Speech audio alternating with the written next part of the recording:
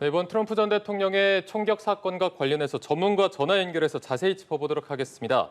민정훈 국립외교원 교수 전화 연결돼 있습니다. 교수님 나와 계십니까? 네, 안녕하십니까? 네. 자, 지금 저희가 현장 모습으로도 보여드렸지만 굉장히 충격적인 사건이었습니다. 이게 유세 현장의 모습을 보여드리는 와중에 그 모습이 전 국민들에게 생방송으로 송출이 됐는데 일단 이번 사건 어떻게 보셨습니까? 개인적으로 굉장히 충격적으로 보고 있습니다. 미국에서 이러한 일이 정치 유세, 대선 유세 중에 벌어졌다는 것 자체가 있을 수 없는 일이고요. 굉장히 충격적으로 받아들였습니다. 다행히 보도에 나오는 것처럼 트럼프 후보가 큰 부상이 아니라는 점에 있어가지고는 좀 안도감이 드는데요. 어쨌든 그 과정에서 희생되신 분이 있어서 굉장히 안타까움을 금할 수가 없습니다. 여하튼 이번 사건은 정치적 양극화가 극심한 미국의 현실을 보여주는 것이고 향후 4개월 동안 어떠한 또 비극이 벌어질지 굉장히 우려가 되는 그런 상황입니다. 예, 트럼프 전 대통령 지금은 치료를 받고 퇴원을 한 것으로 알려졌습니다. 총알이 오른쪽 귀 윗부분을 관통했다라고 직접 밝히기도 했는데 오른쪽 귀 윗부분을 관통했다라는 건 굉장히 좀 아슬아슬하게 총알이 스쳐 지나갔다는 이야기잖아요. 굉장히 좀 위험한 상태로 우려가 되기도 했었는데 처음에는 당분간 트럼프 전 대통령 유세 일정 변동은 없을 것으로 보입니다. 그렇습니다. 말씀해 주신 것처럼 다행히 빗나간 거죠. 여러 발의 총성이 들렸고 그리고 용의자가 보도에서 밝혀주신 것처럼 한 100m 정도 떨어진 유세장 밖에서 높은 곳을 쳐다보고 있었다는 거예요. 그리고 어떤 군용 M16이라는 군용 소총이 있는데 그거를 민간이 쓸 수 있도록 미국은 총기가 자유화됐으니까 그거를 AR-15이라는 그 총기가 사용됐다는 거예요. 그러니까 군용 살상 무기가 민간인들이 사용할 수 있는 게 미국의 현실인데요. 그 무기가 다시 사용이 돼가지고 여러 발 총성이 들렸고 그게 다행히도 빗나가고 한 발이 그중 한 발이 트럼프 대통령이 귀에서 친 거기 때문에 사실상 굉장히 위험한 상황이었죠. 그래서 천운이었다 이렇게 생각하고 있습니다. 네, 지금 유세장에 있던 일반인도 총에 맞아서 한 명은 사망했고 총격을 가한 범인도 사망한 것으로 알려졌습니다. 지금 범인의 신원이나 총격의 배경 아직은 정확하게 알 수는 없겠지만 이번 사건 정치적 폭력이라고 규정할 수 있을까요? 그렇습니다. 지금 미국 현지에서 보도해 주신 것처럼 이것을 암살 사건이라고 암살 미수 사건으로 규정을 하고 사건이 FBI 연방수사국에 이첩이 된 것 같아요. 그렇기 때문에 굉장히 심각한 정치적 폭력 사안이라고 보고 있고 그거에 대해서 체계적인 수사가 이루어질 거라고 생각을 하고 있습니다. 물론 용의자가 사살됐기 때문에 폐살됐기 때문에 그 부분에 대해서 동기라든지 여타 관련된 사항을 밝히는 건 쉽지 않겠지만 여하튼 용의자가 갖고 있는 정치적인 배경이라든지 평소에 했던 정치적 발언이라든지 이런 부분이 어떻게 밝혀지느냐에 따라서 향후 대선 전국에 큰 파장을 불러일으킬 수 있다 이렇게 생각하고 있습니다. 예, 자, 아직 용의자의 신원이 밝혀지지 않았지만 누구냐에 따라서 정치적 해석이나 파장은 좀 불가피할 것이다라는 말씀을 해주셨습니다. 이게 마침 바이든 정부의 불법 이민 문제를 비판하던 중에 일어난 총격입니다. 여기에 대해서는 어떤 의미가 있을 거라고 보시는지요? 아직은 정확하지 않았으면 조심스러운데요. 지금까지 밝혀진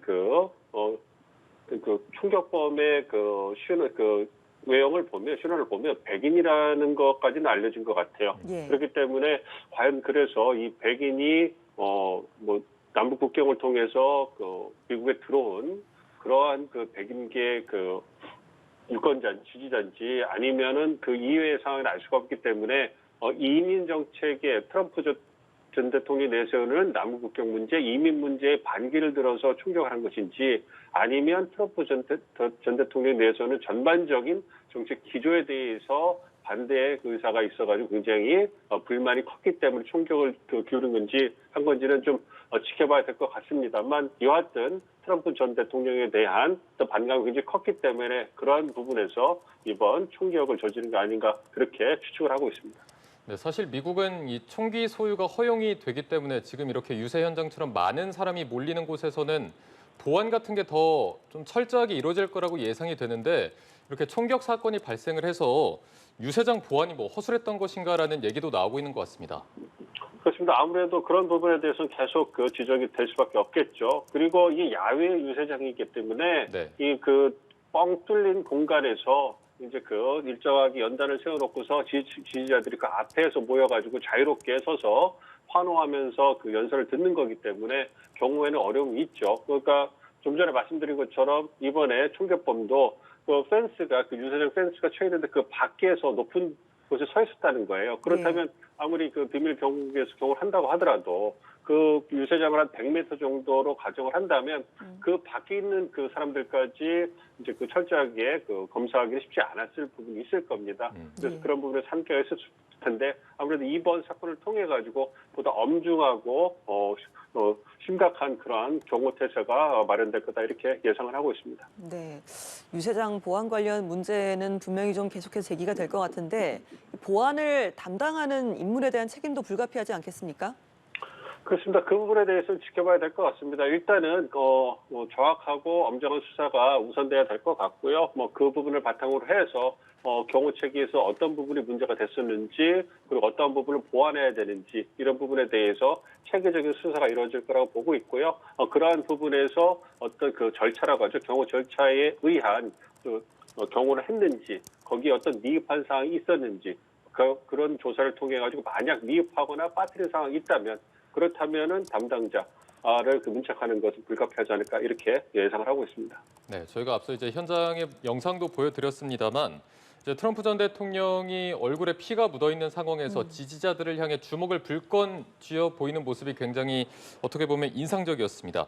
지지자들도 처음에는 비명을 지르다가 트럼프 전 대통령의 모습을 보고 USA를 외치면서 굉장히 환호하는 모습을 보였는데 긴박한 상황에서 이런 모습이 좀 보인 것이 저희가 좀 어떤 상황으로 봐야 되겠습니까?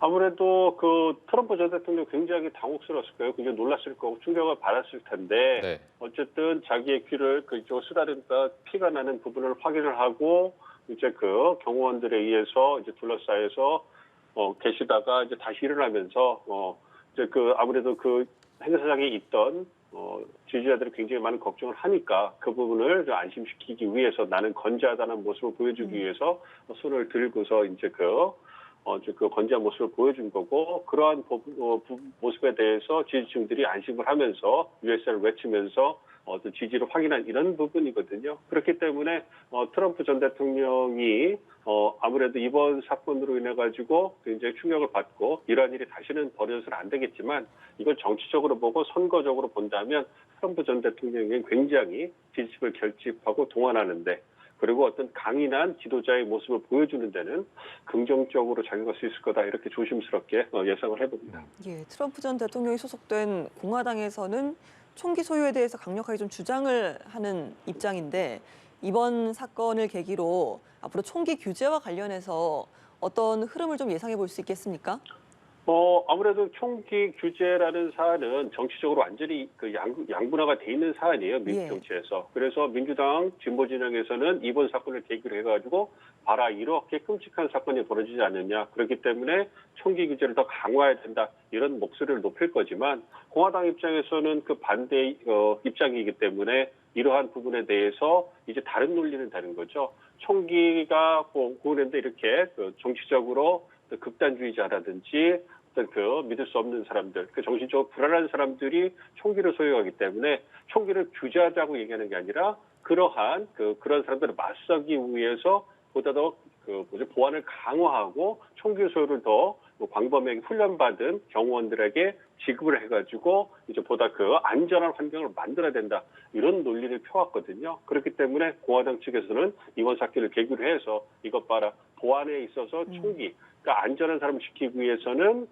보다 더 강력한 어떤 그 보호수단 총기를 지급해서 훈련받은 사람들이 보호하는 이런 환경이 더 필요하다. 그래서 예산을 더 지급하고 인력을 늘려야 된다. 이런 주장을 할 거라고 예상이 되기 때문에 이 총기 규제를 놔두고 어떤 합의점에 이르긴 즉 총기 규제를 더 강화하는 방향으로 뭔가 어떤 정치적인 목소리가 모아질 가능성은 희박하다. 이렇게 생각하고 있습니다. 네, 그리고 앞서 들어온 속보에 따르면 바이든 대통령이 피격 사건 후에 트럼프 전 대통령과 통화를 했다고 백악관이 밝혔습니다. 이제 총격 사건 이후에도 보고를 받은 바이든 대통령이 어떤 역겨운 정치 폭력이라고 규탄하면서 통합을 강조했는데 이 메시지는 어떻게 해석을 해야 되겠습니까? 그렇습니다. 바이든 대통령이 현재 트럼프 전 대통령과 이번 대선을 앞두고 경쟁을 하고 있지만 그럼에도 불구하고 이제 그 국가 지도자 아니겠습니까? 그럼 국가 지도자라고 한다면 성명과 발표를 통해 가지고 이러한 그 터무니없는 정치적 폭력, 심각한 정치적 폭력은 결코 미국 땅에 설 수 없다라는 강인하고 강한 메시지를 보여줘야 되는 거죠. 이를 통해서 이제 더 이상 미국의 그러한 심각한 테러라고 할 수 있죠. 정치 테러가 밟으실 곳이 없다라는 부분에 대해서 다시 한번 확인하고 이 부분에서 엄중하게 대처하겠다. 이 부분에 대해서 전 국민 메시지를 내세우는 거고요. 이와 더불어서 트럼프 전 대통령에게 연락을 통해 가지고 안부를 묻고 그리고 이제 앞으로 다 이제 안전한 부분을 확인하고 서로 다독거려주는 그래서 정치적 경쟁을 하고 있지만 그래도 국가 지도자로서 통합과 어떤 화합을 위해서 노력하겠다. 공정한 경쟁을 하겠다. 이런 메시지도 발신하는 것이다 생각하고 있습니다. 예, 지금까지 전해지는 메시지는 말씀하신 것처럼 국가 지도자, 대통령으로서의 메시지라면 트럼프 전 대통령과 경쟁자 구도를 이루고 있는 바이든 대통령 입장으로서는 이번 사건을 어떻게 바라보겠습니까? 두 가지 좀 양면적인 감정이 들을 거라고 생각해요. 일단은 개인으로서 바이든 대통령도 계속 유세를 다녀야 될 거 아닙니까? 그러니까 아무래도 발언을 연설 통해 얘기한 것처럼 자신을 안전하게 지켜준 경호국 또 요원들에게 감사를 표한다 이렇게 얘기한 거는 자신도 그러한 일을 당할 수 있기 때문에 그러한 부분에서 우려를 표명한 거고 그러한 부분이 앞으로도 더 잘 지켜져야 된다, 보호를 받아야 된다 이 부분을 강조를 한 것이고 다른 한편으로는 이번 트럼프 전 대통령이 이번 사건을 통해 가지고 다행히 큰 부상이 아니기 때문에 공화당 전당대회 일정도 그리고 선거 유세 일정도 차질 없이 진행한다는 거잖아요. 그리고 또 이번 사건을 통해 가지고 정치적으로만 본다면 트럼프 전 대통령에게 플러스가 될 수 있는 요인이 많단 말이에요. 지지층을 결집하고 동원하는데 그리고 말씀드린 것처럼 강인한 대통령의 모습을 보여주는 지도자의 모습을 보여줬다는 데에서 향후 한동안 이 사건을 일해 가지고 트럼프 전 대통령에 대해서 긍정적인 어떤 반응이 나올 거기 때문에 어떤 정치적 그리고 선거 공학적으로 본다면 바이든 전 대통령 즉 지금 고령 리스크로 이제 고령을 겪고 있는 바이든 전 대통령 입장에서는 이 상황이 그리 달갑지만은 않은 그런 정치적 고려가 있을 거다 생각을 하고 있습니다. 네, 사실 그동안 미국 대선 과정에서도 공화당과 민주당이 진영 대결로 굉장히 강하게 부딪히는 모습을 보여왔습니다. 지금 이 사건 이후에도 조지아주의 공화당 의원인 마이클 콜린스가 이번 총격 사건을 바이든이 명령을 내렸다라는 어떻게 보면 근거 없는 주장을 내놨는데 이런 주장의 배경은 어떻게 분석하십니까? 아무래도 극단적인 주장을 하는 공화당 의원들이 나오고 있는 거죠. 그러니까 트럼프 전 대통령이 내세운 재선 유세 캠페인을 보면 거기에 급진주의자들, 마르크스주의자들, 좌파 세력들이 미국을 장악하고 미국을 망치고 있다. 그래서 자신이 재선되면 그러한 극단주의자들을 다 몰아내서 미국 정치를 정상으로 돌려놓겠다. 이런 얘기를 공공연히 하고 있거든요. 그러니까 좀 극단으로 치지 않는 미국 정치의 어떤 난맥을 보여주는 거예요. 그러니까 이게 검증되지 않은 정치적 주장에도 불구하고 또 계속 정치 무대에서 이게 재생산이 되고 있기 때문에 말씀드린 것처럼 조지아주 공화당 의원이 그런 얘기를 해도 그렇게 극단적으로 들지 않는 거고 이제 트럼프 전 대통령이 주장하는 그러한 급진주의자 그런 논리에 부합하고 있는 거죠. 그리고 이러한 사건에 대해서 모두에 말씀드린 것처럼 이 만약 총격범이 민주당 지지층이라든지 보다 바이든 캠프에 기부를 했다든지 이러한 어떤 증거가 나오게 되면 그렇다면 공화당 입장에서는 그것을 정치적으로 이제 활용을 해가지고 지속적으로 바이든 캠프 쪽을 공격할 수 있는 어떤 그러한 빌미가 되는 거죠. 그래서 그러한 가능성을 염두에 두고 이제 총격이 나오자마자 공화당 의원들이 이제 지원 사격을 해주는 거라 보고 있기 때문에 이 사건이 상당히 한동안 미국 정치에 영향을 미칠 거다 이렇게 예상을 하고 있습니다. 예, 대선 표심으로는 어떻게 영향을 줄 것인가. 두 후보 간의 지지율이 굉장히 좀 박빙의 상황 아니었습니까? 이번 사건을 계기로 어떤 격차가 좀 더 벌어질 것이라고 보시는지요? 지켜봐야 될 것 같습니다.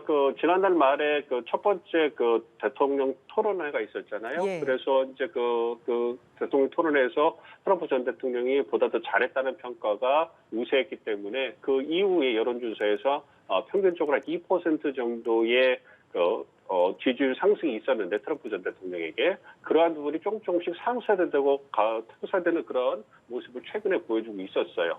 그래서 또 굉장히 박빙으로 치닫는 모습을 보였는데 이번 사건을 통해 가지고 공화당 지지층이 결집하면서 여론조사에도 보다 적극적으로 참여한다면 그렇다면 그 부분에서 조금이나마 트럼프 전 대통령이 이득을 볼 것 같고 거기에 이제 그 현지 시간 15일부터 공화당 전당대회가 시작되잖아요. 네. 그걸 통해 가지고 이제 그 트럼프 전 대통령이 미국 언론에 주목을 받게 될 거예요. 그렇게 된다면 아무래도 그러한 그 공화당이 결집하는 그래서 화합하는 모습을 보여주면 아무래도 그거에 대해서 긍정적인 평가가 나올 거기 때문에 한 1~2%, 2~3% 정도는 트럼프 전 대통령에게 좀 그 우호적인 지지율 상승이 있을 거기 때문에 내 다음 달에 민주당 전당대회 있기 전까지는 한동안 트럼프 전 대통령에게 보다 좀 다소 우호적인 그러한 지지율 변화가 있을 거다 이렇게 예상을 하고 있습니다. 네, 어쨌든 본인들의 지지율 굳히기를 더 들어갈 것으로 보이는데 트럼프 전 대통령의 바로 다음 행보는 어떻게 예상을 하십니까? 지금 본인은 계속 괜찮다라는 입장을 메시지를 보내고 있거든요. 그렇습니다. 그 본인도 괜찮고 이제 퇴원을 했고 전당대회도 참석할 거고 예정된 러스트벨트 경합지를 중심으로 한 선거 유세도 지속할 거다 이런 모습을 보여주고 있거든요. 네. 그 모습에 있어서는 변함없이 추진할 거라고 생각하고 있습니다.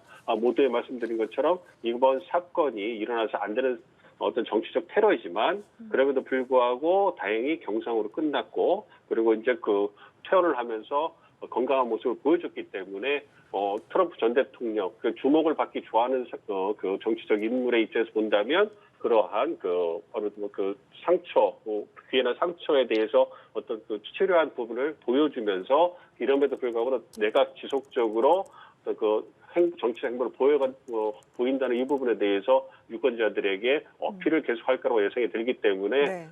향후에도 트럼프 전 대통령의 정치적 행보에는 변함없이 예정대로 진행될 거다 이렇게 생각을 하고 있습니다. 예, 미국뿐만 아니라 해외의 주요 정상들도 이번 사건을 규탄하고 트럼프 전 대통령의 쾌유를 바라고 있습니다.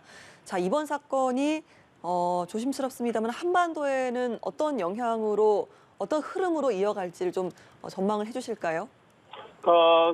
한반도 정세에 대해서 직접적인 영향을 미칠 거라고 생각하지 않습니다만 이게 정치 지도자들을 향한 정치적 테러가 요즘 너무 빈번하게 일어나고 있기 때문에 국민으로서 굉장히 우려되는 그러한 생각을 갖고 있습니다. 잘 아시는 것처럼 유럽에서도 여러 정치 지도자들이 최근에 피습을 받지 않았습니까? 또 그런 부분이 있기 때문에 우리 정치에도 굉장히 정치 양극화를 통해 가지고 정치적 대립이 경쟁이 심화되고 있는데 그러한 부분에서 어떤 이러한 극단적인 정치적 테러가 다시 이제 우리 한국 정치에도 영향을 미치는 거 아닌가 이런 부분에 대해서는 굉장히 우려가 되고 있는데 잘 대처해 주기를 진심으로 좀 바라고요. 그렇지만 대외 정책, 미국의 대외 정책이라든지 트럼프 전 대통령의 대외 정책, 한반도 정책에 있어서는 영향이 없을 것이다. 이렇게 생각을 하고 있습니다. 네, 지금 어쨌든 미 대선 상황이 바이든 대통령이 민주당 내부에서도 리스크에 대해서 어떤 사퇴 압박을 받고 있는 상황인데